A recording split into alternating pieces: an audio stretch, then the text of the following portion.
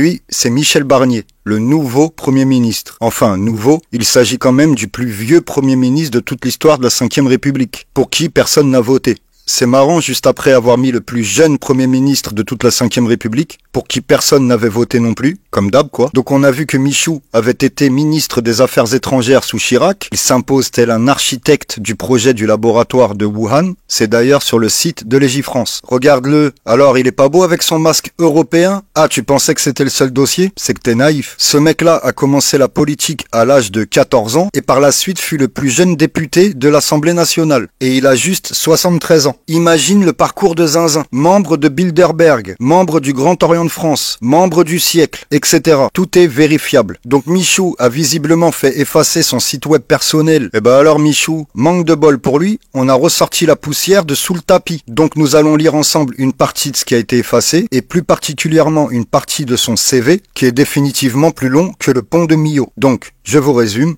Voici quelques points. Co-président des JO d'hiver de 1992 à Albertville. Ouais, c'est marrant de voir comme les calendriers peuvent parfois coïncider. Ministre de l'Environnement de 93 à 95. Ministre délégué des Affaires européennes de 95 à 97. Commissaire européen chargé des réformes institutionnelles de 99 à 2004. Vice-président du Parti populaire européen de 2006 à 2015. Ministre de l'Agriculture sous Sarkozy. Commissaire européen puis vice-président de la Commission européenne en charge du marché intérieur et des services financiers de 2010 à 2014, président du groupe sur la défense et la sécurité européenne du Parti populaire européen en 2015. Il a même été négociateur en chef avec le Royaume-Uni par rapport au Brexit de 2016 à 2021. D'ailleurs, lui aussi écrit des livres comme Nono le renflement. Je vous cite brièvement 2 ou 3 passages, toujours sur la page de présentation du site qu'il a fait effacer. Donc comme vous pouvez le voir,